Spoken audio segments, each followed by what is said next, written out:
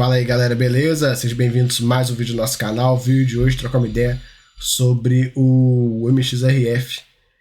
Mais um mês acompanhando aí o fundo. Vamos ver como é que ele tá, dar uma olhada no relatório, aquela coisa toda, né? Que a gente já tá acostumado, né? Tá aqui o relatório do fundo, esse último que saiu. É referente na renda de 9 centavos, galera. Não fiquem bravos, não é culpa minha. Eu sei que ele pagou 10 agora nessa Datacon, nessa última Datacon agora de finalzinho de abril. Porém, o relatório desse carinha com os 10 centavos só vai sair no final do mês de maio. Então, assim, o atraso é por conta da XP. Não tem nada a ver com isso. Eu sei que vocês gostariam de tacar. Por que pagou 10 centavos? Queria saber. Cara, de fontes oficial real, que é relatório, a gente não tem ainda. Mas a inflação tá mais forte. Vocês viram que vários fundos de papel pagaram rendimentos melhores, né? A gente pode ver aí que, por exemplo, o VCJR pagou uma porrada. Então aquela inflação de fevereiro, que era bem alta, tá passando agora pelos proventos. Essa inflação aqui, ó. O melhor lugar que eu gosto de consultar a inflação é esse aqui, ó. Projeções Ambima. Porque eles dão a projeção do mês e tem um breve histórico aqui, ó. Essa inflação de 1 em fevereiro aqui, ó, de 1,31. É essa inflação que está nos proventos de todos os fundos de papel, praticamente todos, né? Agora, final do mês. Por isso que a gente viu esse tanto de fundo pagando porrada, né? O KNIP pagou pra caramba, KNE High pagou pra caramba, VCJR pagou pra caramba, e a tendência é essa mesmo, né? Os próximos meses, ó, a gente vai ter 1,31, depois a gente vai ter um 0,56, que também é um bom número. Claro, não é tão pornográfico quanto o 1,31, mas é um bom número. E depois é esperado um 0,42. A inflação ainda está alta, né? Está acima da meta. Se você pegar esses valores aqui e anualizar eles, vai dar bem acima da meta. Para chegar na meta, galera, é tipo assim, para falar assim, a inflação chegou na meta. Ela tem que vir, tipo, a meta é 3%, tipo, 3, podendo ir a 4,5%. Nós estamos falando de uma inflação próxima de 0,3, por exemplo. Então ainda está bem acima e enfim, então a gente vem acompanhando, né? O acumulado do ano já tá bem interessante, né? Deixa eu ver. Lembrando que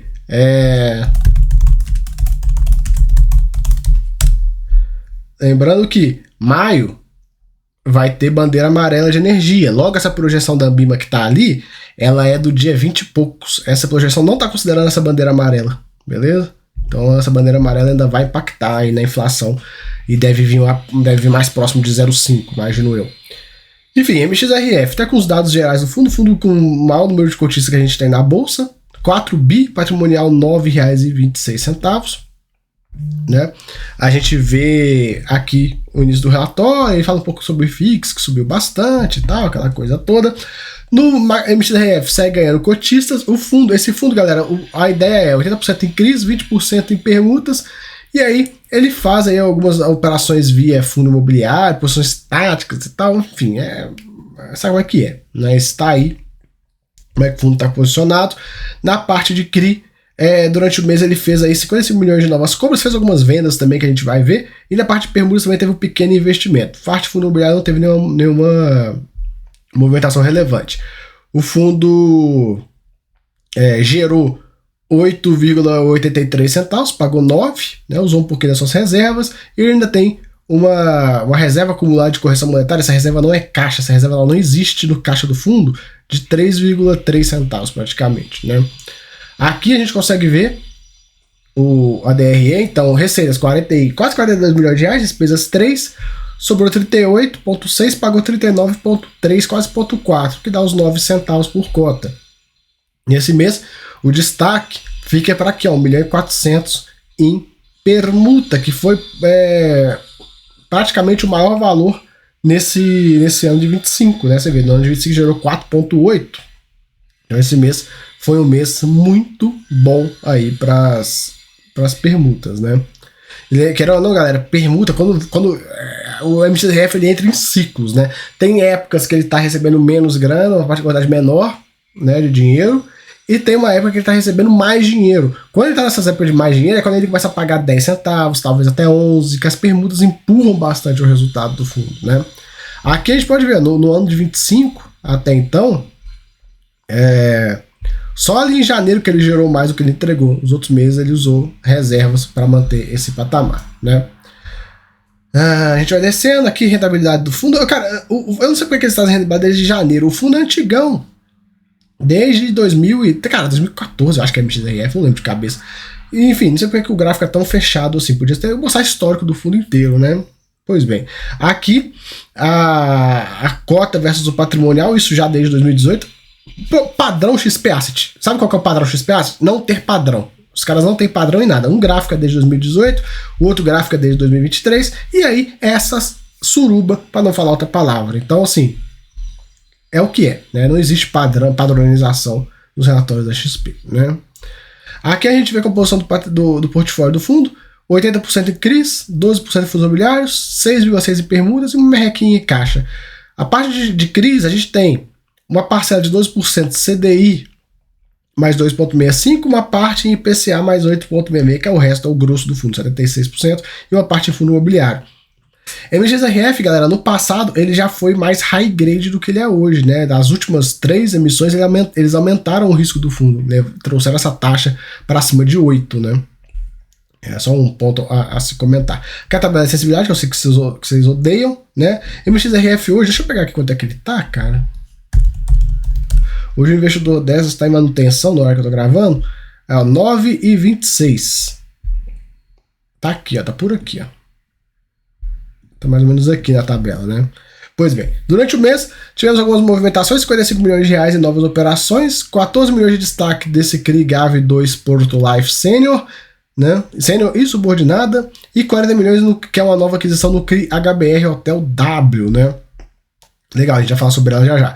E aí, ele fez vendas na ordem de 183 milhões de reais de diversos CRIs aí para reciclagem de portfólio, e ele traz pra gente aqui o destaque pro Birman 32, que vai voltar pro fundo quando a gente tiver disponibilidade. Galera, isso acontece muito, viu? Em fundos de CRI e tal. Às vezes você tem um portfólio de CRIs, e aí você acaba vendendo uma operação para alguém num bem bolado, tipo assim, cara, eu tô te vendendo, mas daqui a pouco eu compro ela de você, que eu tô precisando de caixa agora, eu tô sem caixa, então eu preciso levantar um dinheiro e depois eu compro de você. Isso acontece, é um acordo de cavalheiros, aí até às vezes entre fundos, né? Até às vezes entre fundos. Então ele vai lá, joga esse CRI Birman 32 para um outro fundo, o outro fundo segura esse CRI, fica né, usufruindo dos rendimentos desse CRI, e aí quando o MXRF fala, pô, agora tem dinheiro, ele bate lá no outro gestor e fala, gestor, agora eu tenho dinheiro, eu posso comprar minha operação de volta? E aí o gestor vai lá e vende para ele de volta.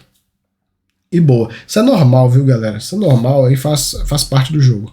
Tem gente que pode falar, mas isso pode trazer algum tipo de conflito, alguma coisa. Galera, é gestão de portfólio de CRI, né? Nesse ponto eu nem entro na questão de conflito, de nada. Por exemplo, se ele vender esse CRI pro XPCI, cara, é só é normal que fundos façam esse tipo de movimentação de gestão de portfólio e tal. Enfim, com ativo de crédito é mais fácil, né? Tijolo, isso não acontece, né? Tijolo não tem como, pega esse galpão, fica aí pra mim aí uns 3 meses, depois você me vende de volta. Isso não acontece, né? Se acontecesse também, as prefeituras iriam adorar com tanto ITBI, né? Aqui, o CRI HBR Hotel, é a nova operação, 40 milhões, CDI mais 3, né? Esse é o Hotel W da HBR, várias garantias aqui e tal, legal. Eu acho que eu vi essa operação em outro fundo, galera, não lembro, agora não me recordo. Aqui os setores que ele investe, mobiliário residencial, outros varejo alimentício, varejo normal. Aqui como é que a carteira está dividida entre IPCA e CDI. E aqui embaixo as operações, né? Uma boa diversificação, uma operação 3%, bem pulverizadinho. Isso sempre bom. Aqui alguns CRIs que deram problema. Galera, esse aqui é CRI que deu problema lá em 2015. Tipo, é antigaço. Eu nem sei porque que eles colocam isso aqui. Tipo, se juntar todo mundo isso aqui, mal dá 1% do PL do fundo. Tipo, já deu, né? Já deu desses problemas. Aqui é uma breve descrição das operações. Vamos descendo. E esse é um ponto interessante daqueles calotes que é legal falar, é que é o seguinte, aqueles são calotes lá de 2016 que eles estão em aberto até hoje, galera. Até hoje. O primeiro que a gente viu, que é o CRI Art. O CRI Art tá aqui, ó. Quero mostrar pra vocês. Tá aqui, ó. Esse aqui, ó, é o prédio que eles tomaram em garantia. Até hoje não vendeu. Tipo, tem desde 2016, tem quase 10 anos. Então isso fica de lição pra galera que às vezes fica assim, não, fundo de crédito é super tranquilo, se der problema, executa a garantia e tá resolvido. Não é bem assim não, viu? Não é bem assim não. Alguém, não sei quem, criou esse mito que é só, não, isso aqui tá garantido, tá tudo certo, e você pega seu dinheiro de volta. Não é assim. O MXRF, ele tá aqui para provar. Essa operação tá dele, tá aí, esse prédio tá aí, ó, 200 anos e não vende. E não vende, né? Não vende, ninguém quer esse troço, né? Pra vocês verem. Aqui a parte de fundos imobiliários que ele tem é uma salada de fruta maluca isso aqui. Tem fundo de tijolo, tem fundo de papel, tem CRI virtual aqui no meio. Enfim, por mim nem precisava existir essa carteira de fundos, né? Permutas, né? A gente não tá nessa fase de repasse, já passou essa primeira fase de repasse, pode ser que em algum momento a gente volte para ela, são 270 milhões de reais, né? Durante um mês ele fez 2 investimentos em duas operações e recebeu dividendos aí na ordem de 1.400.000. De comentar que foi o melhor mês, foi não, galera. Janeiro foi melhor. Fevereiro tinha sido bem ruim. Mas você vê, ó, janeiro 2.500, fevereiro 800, agora 1.400. Tá aí. A gente fica de olho, né? Tem anos que ele recebe muita grana. Por exemplo, falando em 23, 22, ele recebeu muito dinheiro. Quase 50 milhões de reais. E lembrando, ele era um fundo menor naquela época. Então 50 milhões de reais naquela época era muito mais grana do que é hoje pro fundo, né? Por exemplo, você olha aqui, só pra gente finalizar, no passado, hoje o fundo, pô, se pegar os últimos 12 meses, ele gera 455 milhões de reais. É dinheiro. Mesmo 50 milhões, já é 10% aqui. Agora imagina o MXRF menor do que ele era hoje. Aí as permutas, tipo, chegou a mais de 10% do resultado anual, né, quando elas estão pagando muito, por isso que acaba empurrando o rendimento do fundo, beleza? Então é isso, tá pra comentar do MXRF, qualquer novidade eu volto aí, até a próxima, fui!